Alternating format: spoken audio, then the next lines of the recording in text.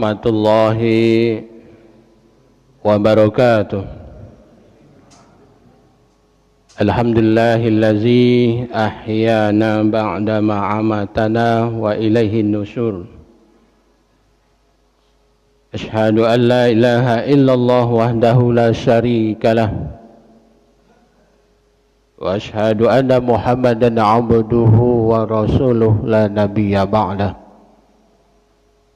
Allahumma salli ala Muhammad wa ala alihi wa sahbihi ajma'in. Qala ta'ala fi kitabil karim, a'udzu billahi minasy syaithanir rajim, bismillahirrahmanirrahim. Ya ayyuhallazina amanu taqullaha wa qulu qawlan sadida yuslih lakum a'malakum wa yaghfir lakum dzunubakum wa may yuti'illaha wa rasulahu faqad faza fawzan 'azima. Ya ayyuhallazina amanu ista'inu bis-sabri was-shalah innallaha ma'as-sabirin. Bapak Ibu jamaah salat subuh Masjid Raya yang dirahmati Allah, sekaligus Allah masukkan ke dalam golongan orang-orang yang dimuliakan oleh Allah Subhanahu wa ta'ala. Semoga kita senantiasa dapat orang-orang yang mensyukuri atas nikmat yang Allah berikan kepada kita. Sebagai wujud syukur kita kepada Allah Subhanahu wa ta'ala, kita berusaha dengan semampu kita untuk melaksanakan segala apa yang diperintahkan oleh Allah dan berusaha untuk menjauhi segala apa yang dilarang oleh Allah Subhanahu wa ta'ala. Bapak Ibu jamaah salat subuh yang dimuliakan Allah, pada pagi hari ini tema kita adalah berkaitan dengan tata cara bertakziah.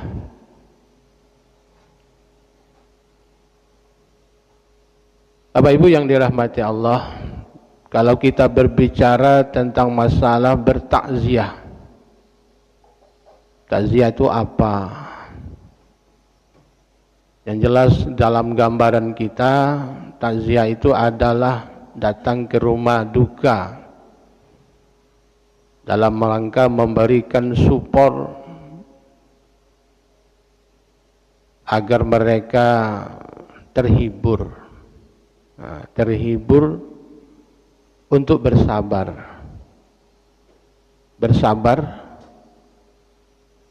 agar dapat pahala yang paling besar dijanjikan oleh Allah Subhanahu wa ta'ala, sekaligus meringankan bebannya, bukan nambah beban, meringankan bebannya terhadap musibah yang menimpanya. Jangan kita ini menyusahkannya, lah jatuh ditimpu tanggo, bertubi-tubi.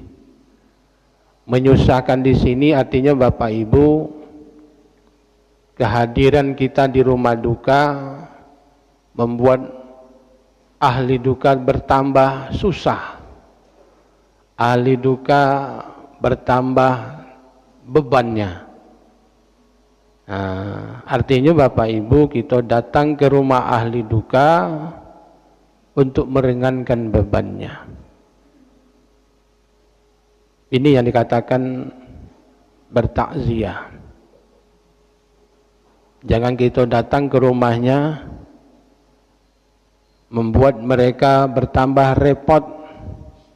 Ini Pak, seharusnya kita tunaikan hak-haknya terhadap duka yang melandanya. Ini bertakziah namanya. Bapak Ibu yang dirahmati Allah, ada beberapa tata cara kita bertakziah itu. Yang pertama adalah mengucapkan kalimat inna lillahi wa inna ilaihi raji'un. Ini yang diajarkan oleh Nabi. Bahkan di dalam surah Al-Baqarah ayat 156 dijelaskan oleh Allah, allazina iza asobathum musibah qalu inna lillahi wa inna ilaihi raji'un. Apabila salah seorang ditimpa oleh suatu musibah, maka dia akan refleks mengatakan inna lillahi wa inna ilaihi raji'un. Sesungguhnya kami ini adalah milik Allah. Kita ini milik Allah. Dan juga nanti akan kembali kepadanya. Ini kata-kata yang diperintahkan oleh Allah. Dan juga ditambah dengan doa, kita juga dianjurkan berdoa. Doanya adalah Allahumma ajurni fi musibati wa akhlifli khairam minha. Doanya itu kalau bahasa kita, ya Allah, maka berilah kami ganjaran pahala atas musibah yang melanda kami. Jadi dari musibah itu kita minta kepada Allah diberi ganjaran pahala. Wa akhlifli khairam minha. Semoga engkau ganti untukku, untuk kami yang lebih baik daripadanya. Itu doa apa? Walaupun kita sekarang ini banyak kenyataannya di tengah-tengah masyarakat kita bermacam-macam mengucapkan ucapan bela sungkawa, baik di medsos, baik melalui papan-papan ucapan. Kalau wong bela sungkawa, ucapan bela sungkawa. Kalau nyowong banamo sepanjang sekeliling rumahnya itu, papannya itu harganya berapa itu Pak? 400-an lah paling murah. Jadi dari orang-orang yang punya nama instansi ini, instansi itu mengucapkan itu. Kalau kita berpikir-pikir di dalam hati kita, ada tak manfaatnya bagi si mayit itu? Nah itu kalau kita berpikir positifnya. Itu dari segi ekonominya gitu. Memang di satu sisi buka peluang bisnis, orang punya bisnis itu, ya kan? Buka papan ucapan selamat, ucapan bela sungkawa, dapat duit dia, diduitkan uang. Memang otak ini berjalan juga Pak, ya. Tetapi sekarang ada juga di media sosial itu ucapan-ucapan ucapan yang diberikan oleh seorang muslim terhadap sesuatu yang dia rasakan, terutama kalau ada yang namanya musibah kematian, istirja namanya. Istirja itu adalah kalimat-kalimat yang berurusan dengan kembali hanya kepada Allah Subhanahu wa taala. Boleh-boleh saja ya Pak, boleh-boleh saja kita ini kalau ada duit buat papan nama tadi, biar nama kita viral pula kan. Tapi kalau kita jengok dari sisi ekonominya mubazir. Ya. Tapi itulah sudah tradisi di masyarakat kita di zaman sekarang ini, ya. Yalah, sepanjang kalau Jawang Banamo tadi, apalagi pejabat yang meninggal itu, aduh sepanjang-panjang, kadang-kadang tertutup orang jalan, ya, menghambat orang berjalan, ya, menyusahkan orang berjalan. Tapi itulah saya mikir-mikir, bermanfaatkah baik untuk ahli musibah maupun yang meninggal itu? Ternyata itu hanya sekedar ucapan-ucapan berkaitan dengan duka. Jadi kita dianjurkan, yang pertama adalah yang diajarkan, yang diperintahkan oleh Allah, apabila kita ditimpa oleh suatu musibah, terutama musibah kematian, kehilangan jiwa, dan musibah-musibah lainnya, inna lillahi wa inna ilaihi raji'un. Kadang-kadang kita lupa mengucapkan kata-kata itu, nah, lupa. Jadi mari kita biasakan apa yang diperintahkan oleh Allah dan dianjurkan berdoa oleh Rasulullah Sallallahu Alaihi Wasallam. Yang kedua, Bapak Ibu yang dirahmati Allah, bahwa kita ini ketika ditimpa musibah itu ada ucapan-ucapan lain kadang-kadang tidak sesuai juga. Tidak sesuai. Ya, mudah-mudahan diampuni dosanya oleh Allah. Tapi yang diajarkan yang pertama kali oleh Allah dan Rasulnya tadi, inna lillahi wa inna ilaihi raji'un. Dan berdoa. Berdoanya yang tadi, doanya itu Pak. Ya, berdoanya yang tadi itu, Allahumma ajurni fi musibati wa akhlif li khairam minha.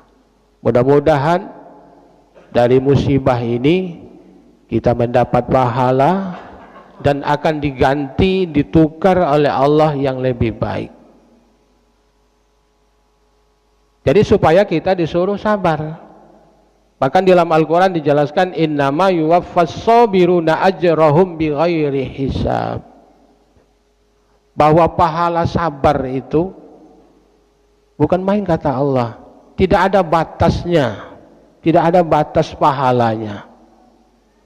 Kalau kita mau bersabar terhadap musibah yang sedang melanda. Ini Pak ya, musibah. Apalagi musibah itu bertubi-tubi. Ini meninggal, ini sakit, ini macam-macam. Ya, kalau bagi refleksnya bagi orang-orang yang beriman, semuanya akan dikembalikan kepada Allah. Mudah-mudahan dari balik musibah ini Allah akan memberikan ganjaran pahala yang luar biasa. Jadi semua orang pasti akan ingin mendapatkan pahala di sisi Allah Subhanahu wa taala. Bukan maksudnya akan diberikan tukarannya, gantinya yang lebih baik daripadanya. Artinya kalau seorang suami meninggal, istri akan dapat ganti yang baru. Bukan itu maksudnya. Ya. Mungkin Allah berkehendak ada yang lebih baik dari itu. Ya. Bapak Ibu yang dirahmati Allah, yang kedua, kita bertakziah itu adalah melapangkan terhadap ahli musibah atau ahli duka, terhadap keluarga yang ditinggalkan, serta mencukupi kebutuhannya. Nah, ini ada 3 hadis Bapak Ibu yang dirahmati Allah, tapi hanya ada 1 hadis yang sering dimunculkan oleh orang. Ketika keluarga Ja'far memberitakan informasi ada informasi meninggal, melapor kepada Rasulullah SAW, ya Rasulullah, Ja'far telah meninggal. Apa kata Rasulullah SAW?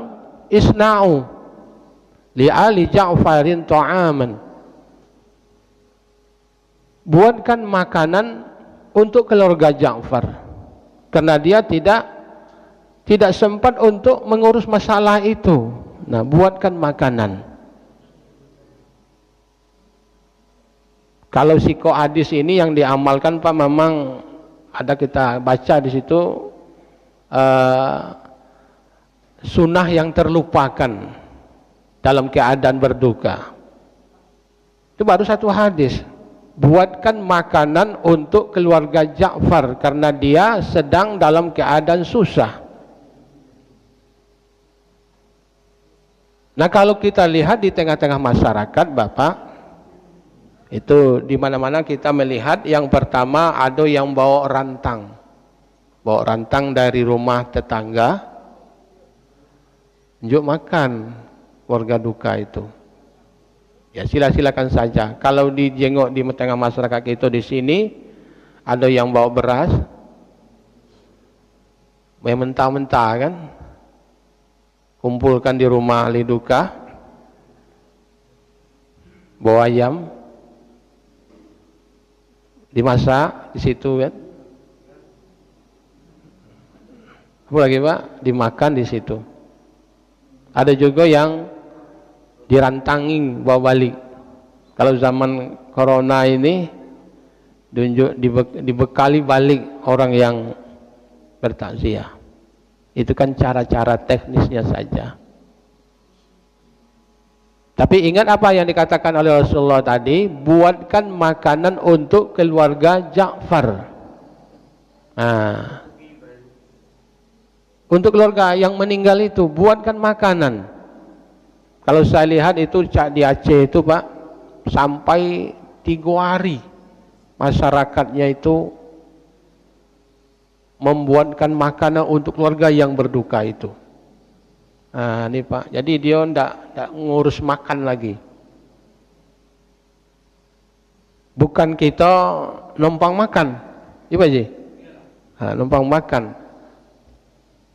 Tapi apa yang dikatakan di tengah-tengah masyarakat kita, kami bukan numpang makan.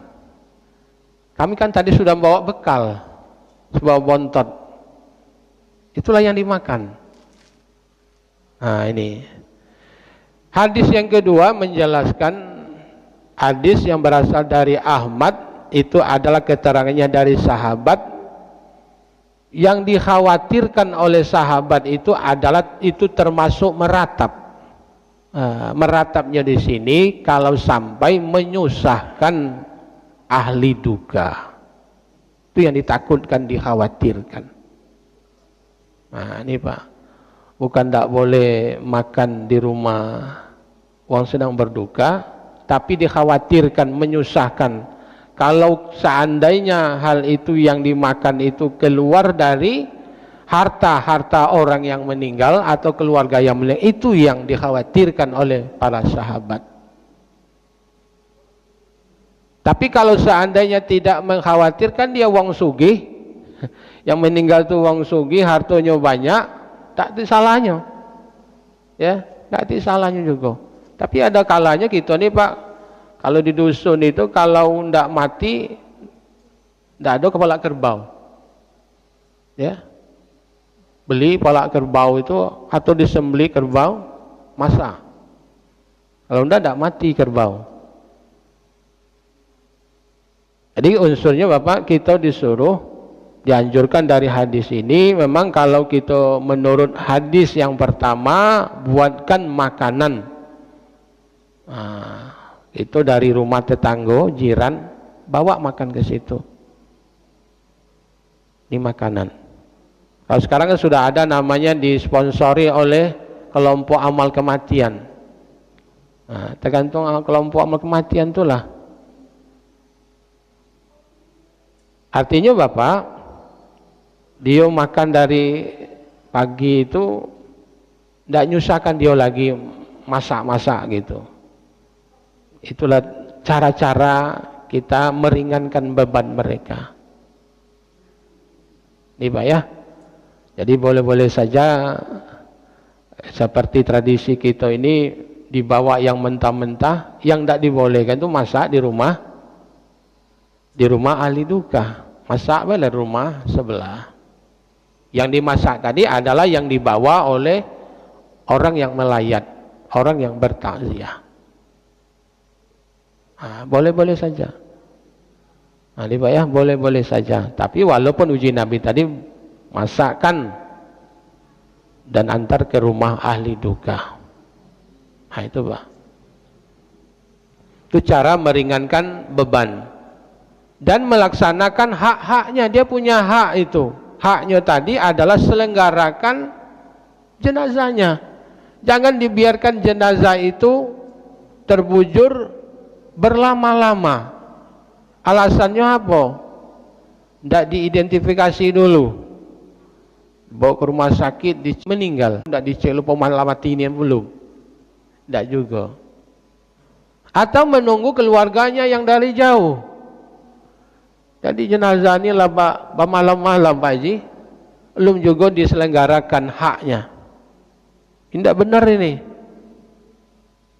Apakah dengan menunggu keluarganya jenazah itu akan bisa selamat, akan bisa diringankan bebannya, atau menambah beban? Ini Pak. Kalau menurut yang dituntunkan oleh Rasulullah SAW, apabila ada beberapa hal yang harus disegerakan, diantaranya adalah apabila dia meninggal, segera urus jenazahnya. Jangan dibiarkan tergeletak Pak. Ninggalnya lah sore kemarin, baru dimandikan lah siang pula. Kadang-kadang lah menunggu anak jadi belum juga datang, ya. Nah, anaknya nak jengok nian. Ini kebiasaan-kebiasaan masyarakat kita, ya. Berarti kita tidak mengikuti sunnah yang diajarkan oleh Nabi. Kapan perlu, pagi-pagi itu mandikanlah. Jadi siapa yang melayat bisa menyolatkan. Daripada orang yang melayat ini datang duduk ceritanya tidak karuan, terbahak-bahak, ya kan? Lalu balik. Lebih baik jenazah itu diselenggarakan, dimandikan, dikafani, di siapa yang datang silakan disolatkan. Ini Pak. Walaupun itu menurut kata Nabi, apabila menyolatkan jenazah itu serempak 40, itu akan jenazahnya akan aman. Aman tapi belum tentu aman juga, tergantung amal ibadahnya selagi dia hidup di muka bumi ini. Walaupun sedunia ini, jiwa selinggau ini menyolatkan jenazahnya, sementara dia tidak mau beramal soleh sewaktu dia hidup. Tidak pengaruh. Ya, tidak pengaruh. Undang lawan selinggau hangat ini untuk nyolatinya. Ucap di Jakarta itu kadang ada sistem upah Pak. Sudah selesai sholat itu dimasukkan ke dalam kantong itu duit, walaupun hanya 5.000, 10.000. Makanya orang rajin nyolatinya itu Pak, karena dia ada ampaunya, ya, ada ampau. Jadi kalau tidak tunjuk ampau, sepi nyolatinya. Jadi kita berusaha meringankan beban ahli duka dengan menyelenggarakan jenazahnya. Setidak-tidaknya Bapak menyolatkan jenazahnya dan mengantarkan ke kubur. Kalau urusan memandikan, itu urusan lebih utamanya adalah keluarganya. Keluarganya yang diutamakan sekali. Jangan giliran memandikan jenazah banyak yang nolak. Kamu baik. Alasannya banyak nian. Jadinya aku ndak belum bisa, aku ndak suci, aku ndak bersih lah, macam-macam. Itulah. Nolak, banyak nolak itu. Ya. Saya sudah banyak perhatikan giliran memandikan itu banyak yang nolak. Waalaikumsalam warahmatullahi wabarakatuh. Nah, innalillah. Nah ini Pak, ini berita duka. Nanti kita sampaikan. Pak Yarnidus, ya, Pak Yarnidus sudah dipanggil oleh Allah. Nah, bertepatan kita membicarakan hal ini.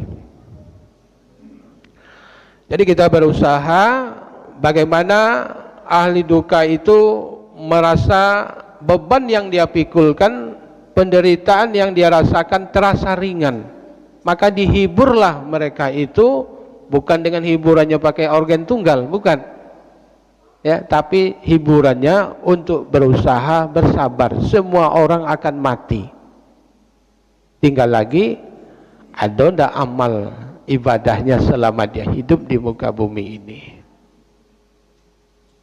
Bapak Ibu yang dirahmati Allah, diberikan semacam motivasi kepada orang yang mau menyolatkan jenazah, menyaksikan jenazah, menyolatkan jenazah.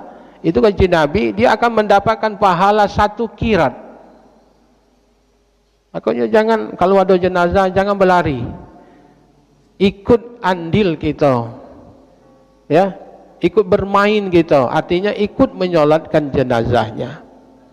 Tidak, waktu nyolat jenazah dikit, mandikanlah dikit, keluarganya enggan, menyolatkan juga dikit. Tapi giliran takziahnya malamnya, wah rame, tidak muat-muat rumah. Akhirnya tuan rumah masang tenda. Itulah habis pikir Pak. Padahal yang dianjurkan itu mulai dari penyelenggaraan jenazah itu sampai pengubur, itu yang terpenting. Itu yang terpenting, bukan takziah di tengah malamnya itu. Tapi ada juga anggapan dari tuan rumah ini, dia kecil hati, ngapa si anu tidak datang takziah, padahal dia sudah datang waktu di siang hari untuk menyelenggarakan prosesi jenazahnya. Itu yang terpenting Pak, ya. Kalau kita mau membantu jenazah, bantulah dia ketika disolatkan. Dia ada yang mengatakan ketika jenazah itu, ini Pak ya, disolatkan itu, dia seolah-olah melambaikan minta tolong. Kita berikan pertolongan itu setidak-tidaknya mendoakan di waktu menyolatkan. Ya, waktu menyolatkan itu kita sudah membantu mereka. Di Pak Guntur jangan batu takziahnya, wah raminian wong, diundang wong selingkuh wangat kak. Nah, yang terpenting waktu menyolatkan itu terpenting. Makanya bapak-bapak, ibu-ibu, waktu kita melayat itu, kalau ibu-ibu kalau bisa bawa mukena lah, ya, ditunggu sampai selesai. Kalau kita ingin mendapatkan pahala 2 kirat, 1 kirat itu sama dengan sebesar gunung. Gunung Uhud itu kan dibayangkan oleh Nabi pahalanya. Nah ini, apalagi dapat menyelenggarakan jenazah itu sampai diantarkan ke kuburnya, itu kan dapat pahala 2 kirat, 2 bukit Uhud. Kalau seandainya pahala itu bisa digambarkan sebesar itu, alangkah banyaknya pahalanya itu, ya. Itu kalau kita lah tahu, diamalkan. Ini kadang-kadang lah tahu, tapi enggan, tak mau berebut pahala. Jadi kalau ada orang nyolat jenazah, ayo kita beramai-ramai Pak. Kapan perlu ditanya kapan disolatkan, di mana disolatkan, kita tunggu nian. Nah, ini Pak ya, untuk meringankan beban ahli musibah tadi, termasuk yang meninggal itu, meringankan bebannya. Ikut kita bersama-sama menyolatkan jenazahnya. Ya mudah-mudahan kita kalau dapat jangka waktu giliran kita lah datang, Pak ya, mudah-mudahan dapat menyolatkan kita beramai-ramai. Enggak ada Pak Haji. Yang giliran nyolatkan kita hanya sholatkan imam sih kok, makmum sih kok, alangkah sedihnya itu, ya. Tapi giliran waktu hidup, wah rame-rame, apalagi diundang sedekah, rame Pak Haji. Giliran tengah malam, waktu takziah, wah tidak muat-muat, ya, tidak muat-muat rumahnya. Nah ini kadang-kadang prioritas utamanya tidak dijalankan. Ya mudah-mudahan kita ke depan dapat menjalankan sunnah yang diajarkan Rasulullah. Kemudian yang berikutnya Pak Haji, masa berduka itu yang dianjurkan oleh Nabi itu hanya 3 hari, tidak boleh berlarut-larut. Sehingga waktu itu keluarga Ja'far itu dipanggil oleh Rasulullah, wahai keluarga Ja'far, setelah dia datang, bahwa berkabung itu hanya dibolehkan 3 hari. Tak boleh ndak 7 hari, ndak 40 hari, ndak 100 hari, ndak 1000 hari berkabung itu. Lewatlah ada 3 hari itu, nah kita normal kembali beraktivitas. Kecuali yang yang ikut berbelasungkawa itu adalah keluarganya datang dari luar kota.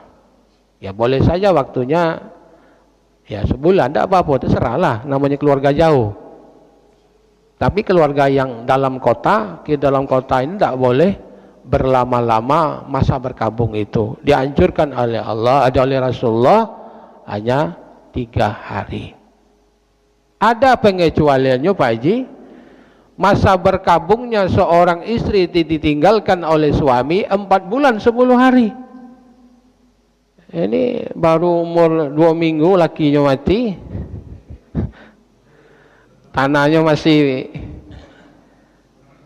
basah. Tanah 40 yang baru. Ya. Hah? Kalau ada keperluan yang mendesak boleh saja, ya. Maksudnya Pak, jangan keluar rumah, keluar rumah, jangan keluar rumah. Tapi kalau istrinya mati, ini tergantung kepada masa idah, masa idah. Berarti ibu-ibu di belakang itu report, macam mana kalau istri mati? Hah? Tidak berimbang ibu ya, tidak berimbang. Ya ditunggulah, bersabar, itulah bersabar tadi, bersabar mungkin ada gantinya yang lebih baik. Jangan masa berkabungnya belum habis mulai, ya. Baru balik dari kuburan lah nampak yang baru. Nah ini ya, ini yang dibolehkan kepada istri yang ditinggalkan. Artinya termasuk bersolek. Istri itu dilarang bersolek selama dia 4 bulan, 4 bulan 10 hari. Ya, bersabar, bukan menahan, bersabar. Ya bersabar. Ya, bersabar. Inilah mungkin barangkali Bapak-Bapak tata cara kita melaksanakan tata cara takziah yang diajarkan oleh Rasulullah SAW. Baiklah Bapak-Bapak, saya tidak perlu terlalu panjang-panjang. Kalau memang hal ini ada perlu dipertanyakan, silakan. Silakan. Jangan berat-berat Pak.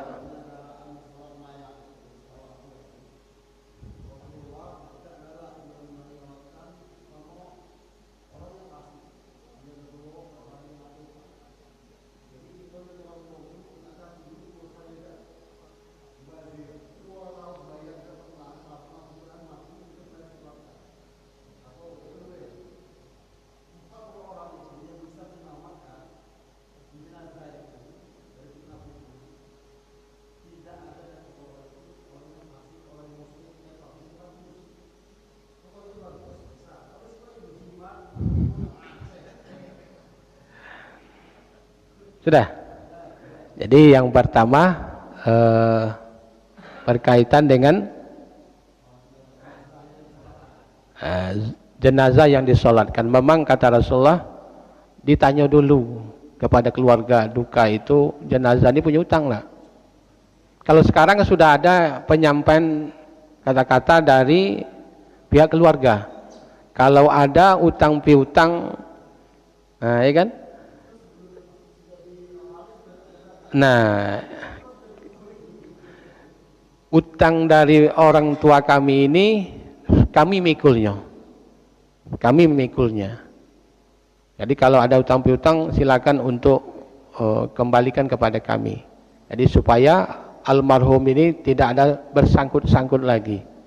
Makanya Bapak Ibu, ketika kita punya utang, walaupun utang itu hanya 500 perak, 500 rupiah, dicatat itu.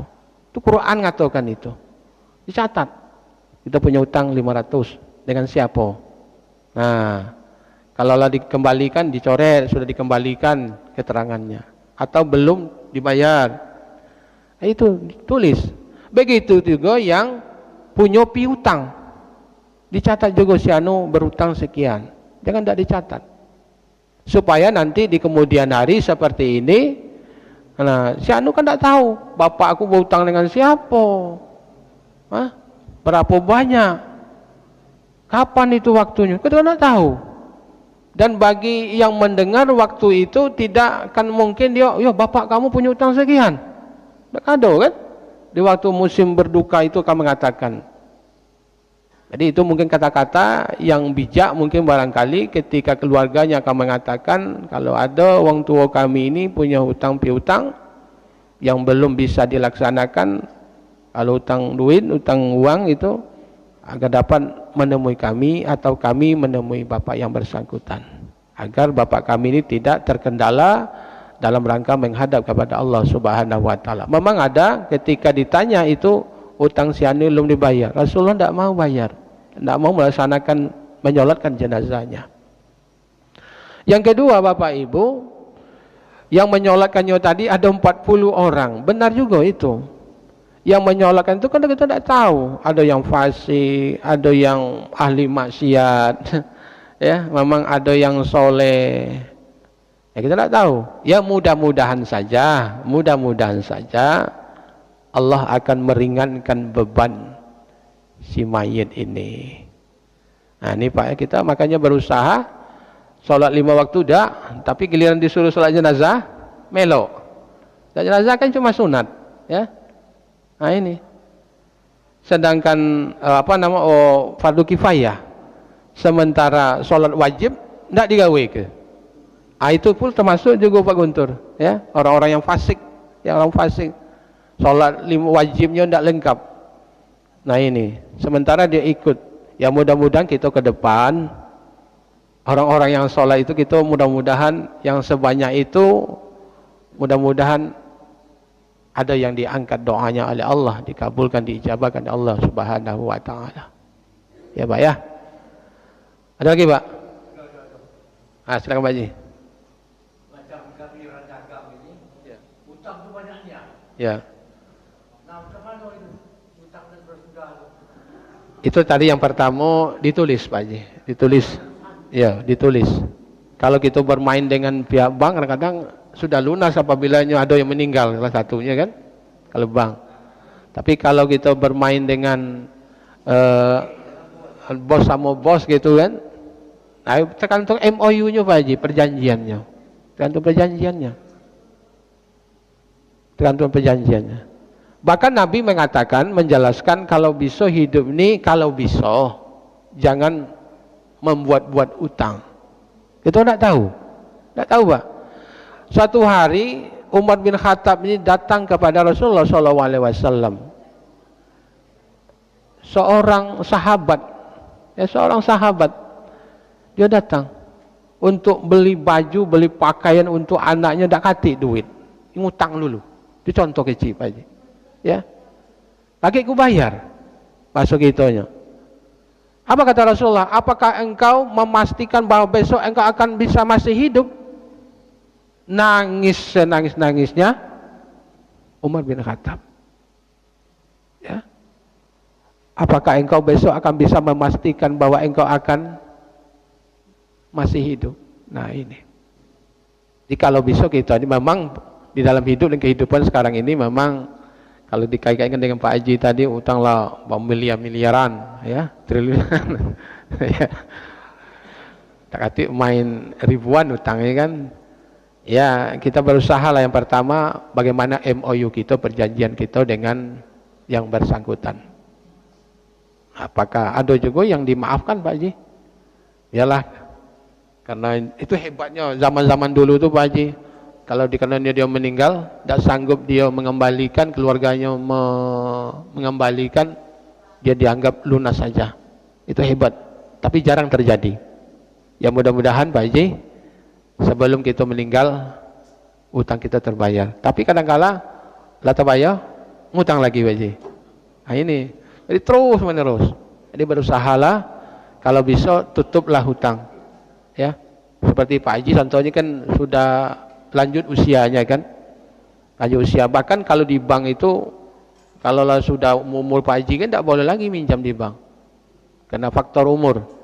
Jadi kalau orang boleh minjam di bank itu hanya orang-orang mungkin dialihkan kepada anaknya. Kalau Pak Haji ini mau. Ya, kepada yang iya. Nah, itu kita serahkan kepada kesepakatan Pak Haji dengan sama bosnya. Ya mudah-mudahan Pak Haji terlunasi sebelum kita meninggalkan dunia ini. Baik yang melunasinya itu keluarga kita. Ada lagi Pak?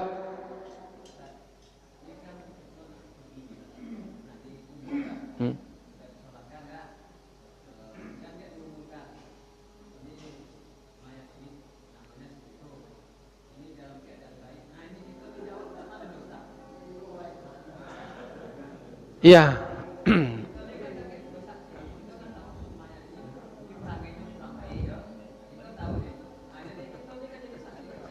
Tidak usah ngomong baik.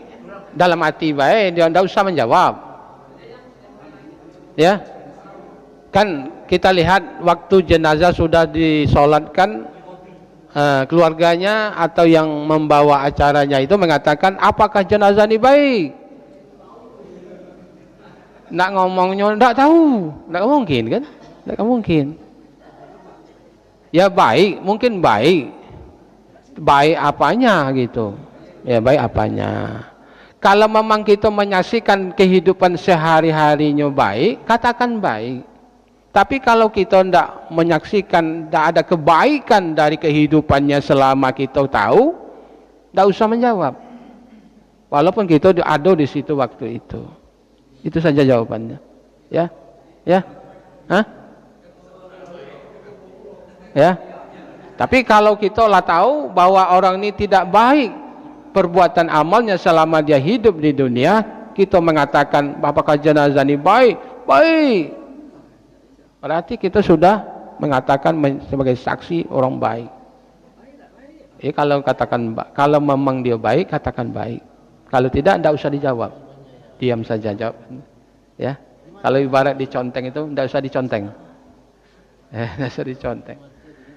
Ya, ini saja mungkin barangkali yang dapat kita sampaikan sebagai pencerahan bagi kita ke depan.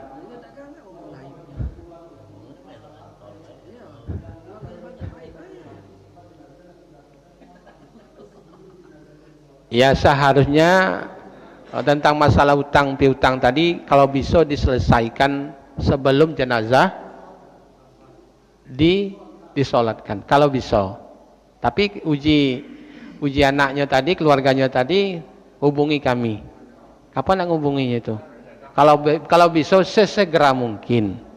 Ya, sesegera mungkin sebelum jenazahnya tadi dikuburkan. Kalau bisa. Ya, kalau bisa, Pak. Ya, mudah-mudahan saja Bapak kita tidak punya masalah. Ya, Pak ya. Tidak punya masalah ketika kita waktunya telah datang. Jadi tidak punya masalah di hadapan Allah Subhanahu wa taala. Ini saja, terima kasih. Wassalamualaikum warahmatullahi wabarakatuh.